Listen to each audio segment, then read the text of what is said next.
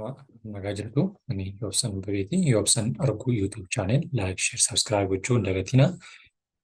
Akkuma yeroo darbee har'a immoo barnoota og-artii kutaa 7ffaa boqonnaa 3ffaa aadaa fi seenaa kan jedhu kan waliin ilaallu ta'a jechuudha. Artii gubbaatti kan ilaalle keessatti seenaawwan artiin qabu yookiin og-artiin qabu, tiyaatirri qabu fi og-argaa gosoota isaanii tokko tokkoon ilaallee turre.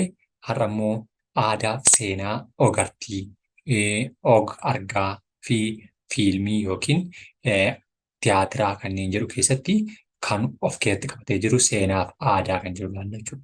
Seenaa muuziqaa yookiin immoo weellistootaa fi shubbistoota Oromoo irraa yeroo kaanu, Itoophiyaan akkuma biyyoota kaanii biyya umurii fi seenaa dheeraa qabdu taatee sabaaf sablammoonni seenaa fi aadaa muuziqaa mataa isaanii kan qaban akka isaan jiranii ni beekama.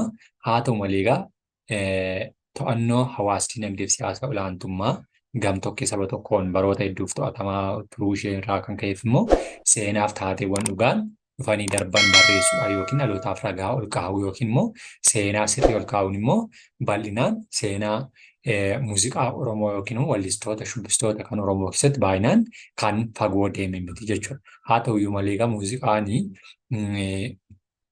gahee seenaa guddisuu, kunuunsuu, dhalootatti darbuu, dhaloota of hin barre barsiisuu fi akkasuma aadaa fi seenaa duudhaasaa akka achi keessatti hubatu taasisuu, walitti dhufeenya gammachuu, gadda kan of keessatti qabatu seenaa fi weelluu yookiin immoo shubbisa adda addaa keessattidha jechuudha. Isaan keessaa weelluun inni jalqabaa yookiin immoo yeroo jalqabaatiif baroota rakkinaa yookiin immoo baroota hacuucaawwan sirna adda addaatiin afaan Oromoodhaan yookiin immoo shubbistootaa fi muuziqaa warreen hojjetan afaan kanaan hojjetan keessatti dhiibbaa taasisan keessatti gahee guddaa kan taphate yeroo sana keessatti nama eenyu jedhamudha, weellisaa Wasanuu Didoo ilaalla jechuudha. Seenaa muuziqaa Itoophiyaa ammayyaa keessatti weellistoota Oromoo Wasanuu Didoo isa kamidha jechuudha, isa tokkodha jechuudha. Aga dhaloota keenyaatti illee sirboonni isaa dhufanii namoonni hedduun irra deebi'uudhaan kan isaa weellisaa asiin gahanii jechuudha. Innis weellisaan kun bara 1930 akka lakkoofsa Itoophiyaatti irraa eegalee weelluuwwan masinqoo fayyadamuun sirbuun bira kan beekamu, afaan Oromoo weellisuudhaanis immoo dursee raadiyoo irratti nama yeroo jalqabaaf sirbee jechuun kan inni ibsamudha jechuudha. Barri inni weellisaa tures immoo bara walleen yookiin immoo supheedhaan waraabamaa turedha jechuudha. Supheedhaan yookiin immoo shakilaasa jedhamuun kan inni waraabamaa turedha jechuudha. Innis immoo Aalam Mangistaataa bira deemna nama illee jedhee nama sirbaa ture jechuudha. Sirba yeroo jalqabaa fi raadiyoo irratti yookiin immoo shakilaa yookiin immoo suphee jedhamee waraabamu irratti waraabamee gurra uummataa biraan gahee keessaa isa duraa isa jalqabaa weellisaa Wasanuu Didooti jechuudha. Innis immoo akkasuma seenaawwan sirboota uummata kakaasuu weellisaa ture keessaa inni kan inni yeroo jalqabaaf sirbaa ture galma tiyaatiraa Haagar Fiqirii kan jedhamu keessatti afaan Amaariffaatiin fi Oromiffaan akka inni sirbaa ture. Sangaa oofaa jennaan oofnee baasni shaggariitti kan shaniin bitataa kun 50 bita gariinii. Abbaanis yoo du'e ilmi jiru hin badu maqaanii. Yaa alaamaa qawwee taa'an lolaa labaniinii kan jedhullee akkasumallee yeroo dhiyoodhaasitti immoo Hacaaluun illee irra deebi'uudhaan kan inni bareechee haaressee weellise keessa jechuudha. Warreen kun kan Wasanuu Didoo isa yeroo jalqabaa fi baroota rakkinaa sana keessa sirbamedha jechuudha.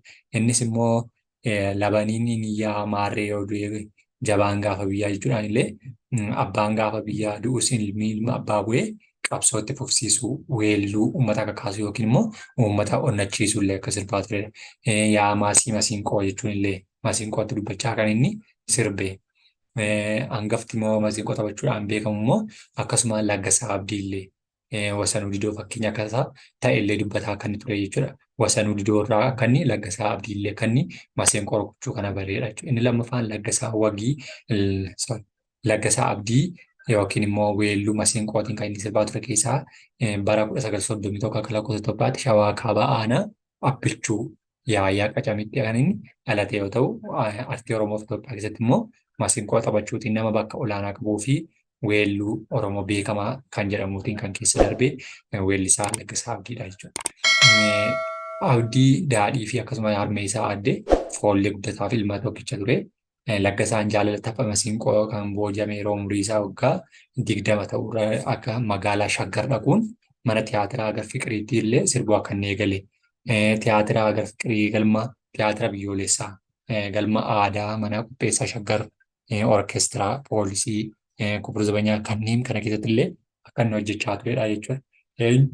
Weellisaa Laggasaa Abdii yookiin immoo nama Wasanuu Didoo irraa muuxannoo argate yookiin immoo bartee isaarraallee kan abdii godhachuutiin kan inni sirbaa ture jechuudha. Weellisaa Laggasaa Abdii sirboota isaanii nama onnee namaatti torullee jedhamuun kan beekamu keessaa immoo 1970moota keessa hiriyoota isaa fi artistoota kanneen akka Damisee Laddaastaa, Lammaa Gabrahiwoot, Ayyalee Imaanuu waliin ta'uunillee akka inni dhuunfaadhaan garee muuziqaa aadaa biyyaa jedhamu tokko hundeessuun illee guddina aartii muuziqaa keessatti gumaacha olaanaa akka inni keessatti bahaa turedha jechuudha. Akkasumallee biyyoota akka Keeniyaa, Sudaan, Kooriyaa kibbaa deemuun illee aadaa sirboota Oromoo akka inni sirbaa ture, akka inni agarsiisaa turedha jechuudha. Laggasaa Abdii dhiibbaa ulfaataa bara afaan Oromoodhaan dubbachuun dha'anii ture. Yeroo sanatti keessatti darbuun waggoota 60 olii fi guddina aartii Oromoof gumaacha namni taphate Laggasaa Abdiidha jechuudha. Inni sadaffaan immoo Alii Shabbooti. Alii Shabboollee akkasuma sirboota babbareedoo fi hawwatoo akka inni shubbisaa fi sirbaa turee fi hawaasa biraan gahaa turedha. Weellisaa Alii Shabboogaa Shabboo waaddoo weellistoota Oromoo jaallatamoo ta'an keessaa ijoollee afran qalloo warra ijaaran keessaa nama shoora olaanaa taphatedha jechuudha. Alii Shabboon nama guddina afaanii fi aadaa teenya irratti dadhabee hin beekne yookiin immoo qabsoo afaanii fi nama duubatti hin deebine ta'uutiin ijoollee afran qalloo yookiin immoo damee afran qalloo keessaa isa tokko ta'uutiin hundeeffama hawwisoo afran qalloollee kan hundeessan keessaa isa tokko ta'uutiin Alii Shabboo iddoo olaanaa qaba jechuudha. Inni kan ta'an kan biraanii weellisaa Alii Birraati yookiin Dooktara Kabajaa Alii Birraa bara 1950 akka lakkoofsa Itoophiyaatti magaalaa Dirree Dawaa naannoo laga Harree jedhamtutti dhalate. Alii Birraa yookiin Alii Mahammad Muusaa weellisaa qindeessaa walaleessaa sabboonaa Oromooti yeroo umuriin isaa 13 ta'uttidha. Hawwisoo afran qalloo kan Dirree Dawaatti hundeeffame keessatti yookiin immoo kan Alii Shabboon fa'aa hundeessa keessatti illee kan sirbuu jalqabe jechuudha. Akkasumallee sirboota isaa keessaa immoo kan inni jalqabaa waltajjii irratti sirbe Birraadha. Birraadha bari'ee kan jedhullee kan inni yeroo jalqabaaf sirbedha. Alii Birraa kan inni yeroo sana maqaa kanallee jedhamullee akka argate mootummaa Haile Sillaasee hawwisoo bara 1965tti hawwisoon afran qalloo deebi'ee cufamuusaa keessatti gartokkee mana hidhaatti akka inni dabarsee gartokkee immoo baqannaa gara Shaggaritti illee galee jireenya akkasii keessatti akka inni dabarsedha.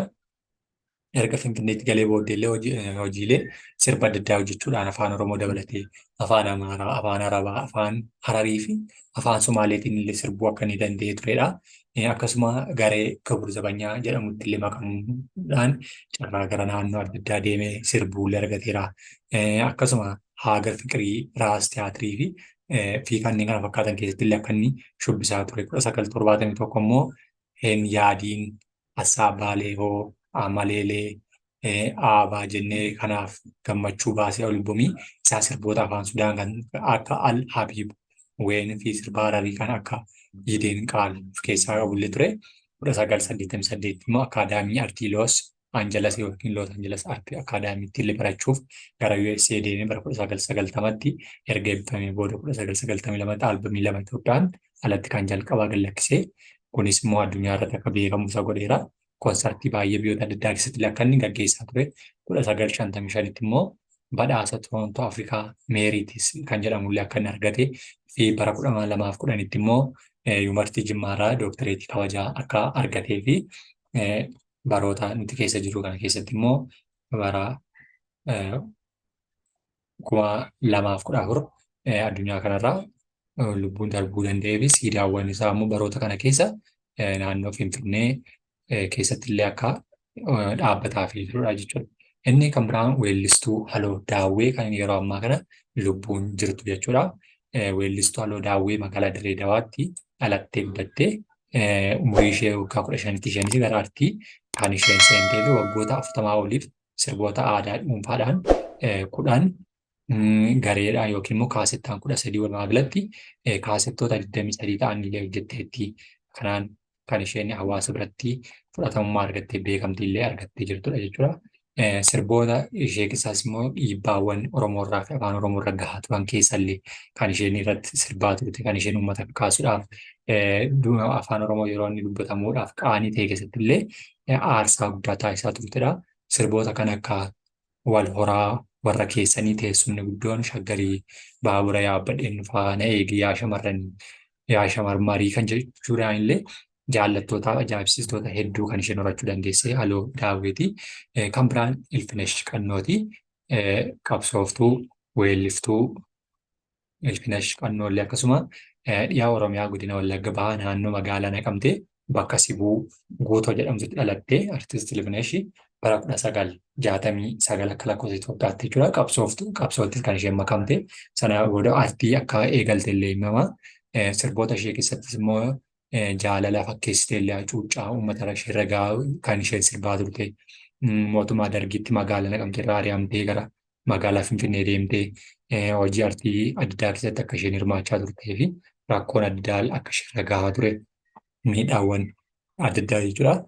Kanaan qabsooftuu geerartuu fi kaka'umsa hedduu kan isheen horaa turtedha. Sirboota ishee keessaa geerarii jettuu ani maalan geeraraa anoo yaadan yeelalaa geeraree maal na gorsuu yoon isinatti kolfuu yoon geeraree maal qabaa eessa kootu mudaa qabaa gudar gabaan laafaaree dubartummaan fafaaree citee namatti hafaaree jedheen itti jooree kaa foon maddina qooree kaa yoo dhiirri rafee ka'ee anatu teellaatti hafaaree mee takkaarraa jiraajaa unkuroon buqqee raajaa farsoon dinnichaa raajaa lafti kan ijaajjuu kan Oromiyaa raajaa nadheen bareedaa nadheen areedan baastu kan haadha re'eetti raajaa durbi duriin geerartu kan Ilfinesh Qannoo raajaa kan jedhullee akka weellisamaa fi ture yookiin geeraramaa turedha. Kan isheen geeraraa turte keessas ta'uu qabaate jechuudha.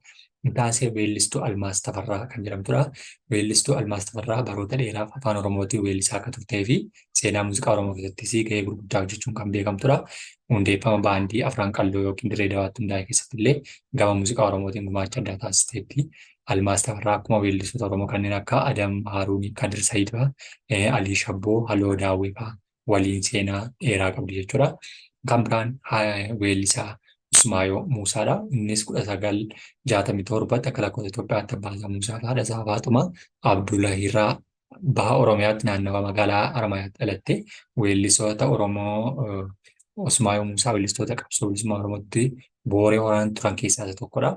Usmaayoon ijoollummaa isaarraa eegalee muuziqaa adda addaa kan taphataa turee fi isa keessatti immoo bilisummaa fi imimmaan hidhaaf ajjechaan illee duubatti nuun deebisuu jechuudhaan immoo irreen tayyaa rabbii fi ni mo'anna yoo gamtaan jiraatee kan jedhu illee sirbuudhaan uummata kakaasaa kan turee fi akkasuma hidhaa immoo bakkeen akka Zuwaay keessatti 1999 illee akka hidhamee achitti lubbuun isaa darbuu dandeessedha jechuudha. Weellisaa Usmaayoo Muusaa, weellisaa shubbisaa fi qabsaa Oromoo ture, weellisaa Haayiluu Disaasaati.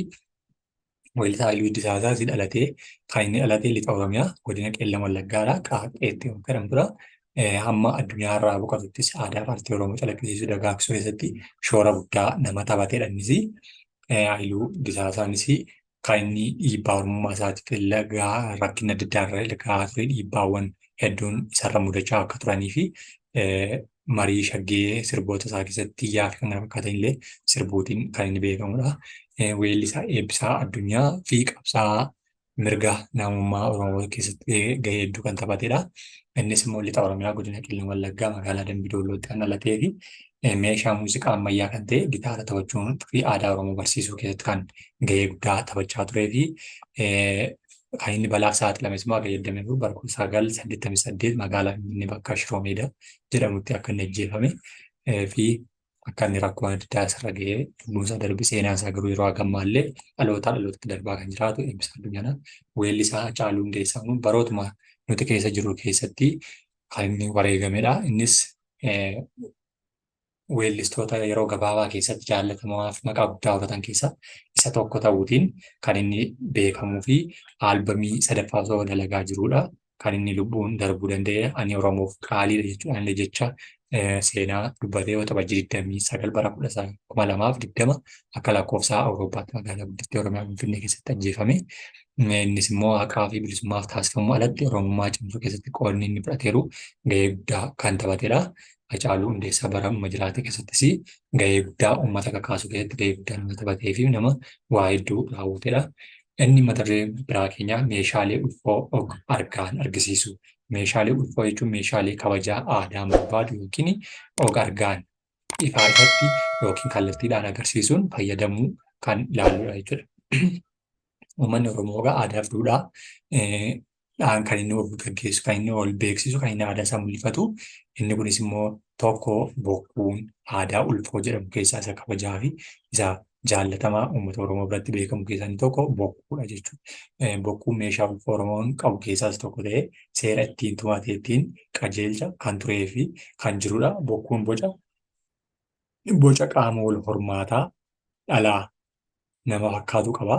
Dhala namaa fakkaatu kan jedhu kan qaama boca qaama dhiiraa kan fakkaatu kan qabaatu bokkuudha jechuudha. Bokkuu dhiira qofatu mataatti kaawwata. Shamarraaf hin eeyyamamu jechuudha. Sababni isaa qaama hormaataa kan waaqni kennaan uumamaan dhiiraaf qofa kenne meeshaa kabajaa ulfoo jedhamee kan beekamudha jechuudha. Inni kunis immoo qajeelfama haa ta'u malee nageenya lafarraa kan ka'e bakka bokkuun kun jirutti yeroo adda addaa wal gahuun rakkisaa waan ta'eef bakka barbaachisutti bakka bu'aa bokkuu tolchuudhaan ittiin gargaaramaa kan turanii fi ammas jiranidha jechuudha. Faayidaan hedduu bokkuun qabu keessaa muraasni bokkuun faayidaan isaa inni tokkoffaan seera ittiin hoogganuudha. Lammaffaan wal dhabdee ittiin furachuudha.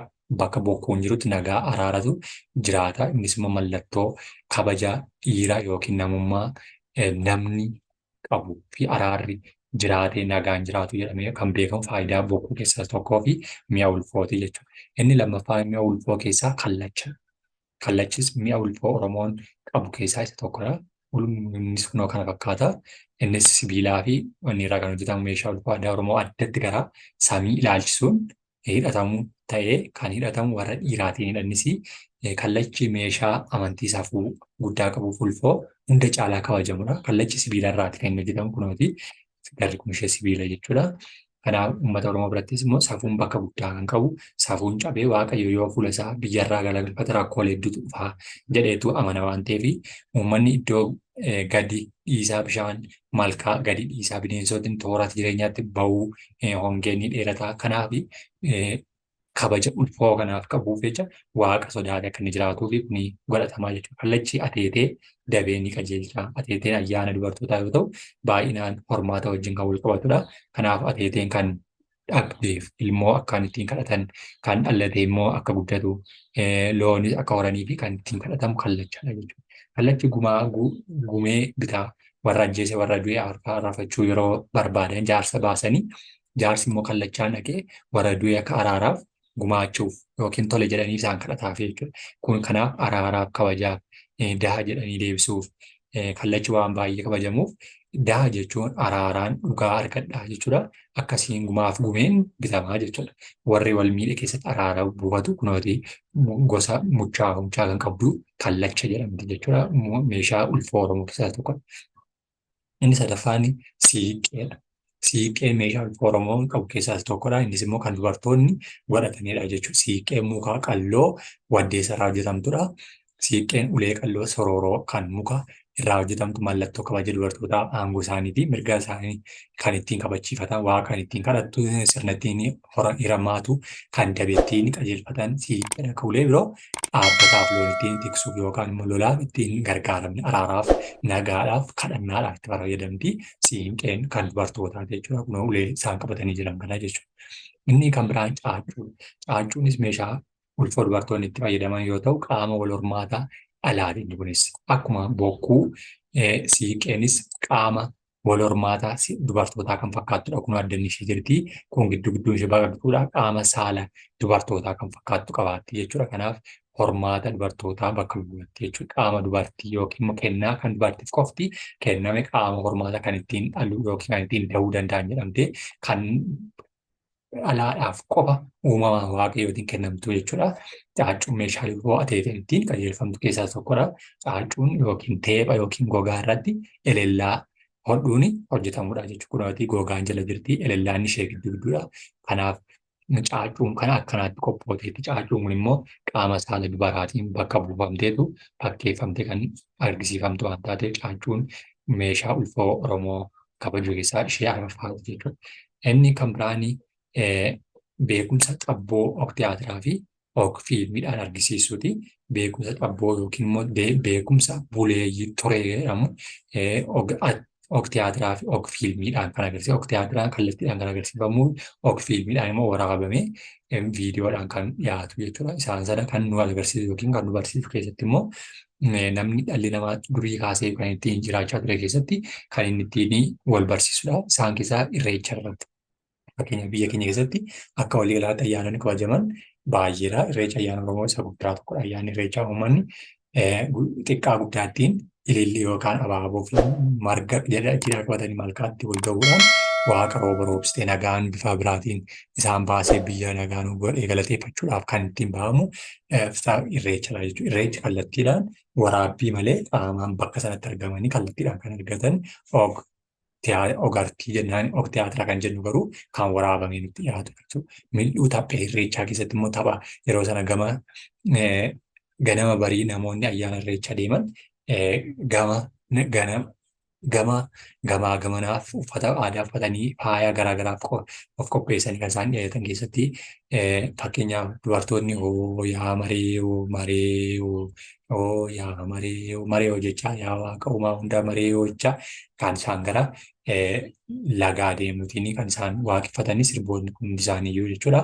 Kanaatiin tokko tokko isaaniiti jechuudha. Beekumsa xabboo og-fiilmiidhaan kan jedhamu immoo fiilmiin beekumsa xabboo argisiisuu ni danda'a. Fiilmiin biyyoota hedduu keessatti dalagamanii argisiifaman irra caalaan isaanii bu'uura isaa beekumsa xabboo hawaasaa irratti aadaa hawaasaa yookiin immoo ogummaa hawaasni duraan seenaa duudhaa inni qabu jechuudha. Isa sana agarsiisuudhaaf tiyaatira Itoophiyaa ogeeyyota fiilmii hojii isaanii keessatti kan jiru keessatti bu'uura tiyaatira amantii fi afoola jiruuf jireenya isaanii irratti hundaa'edha.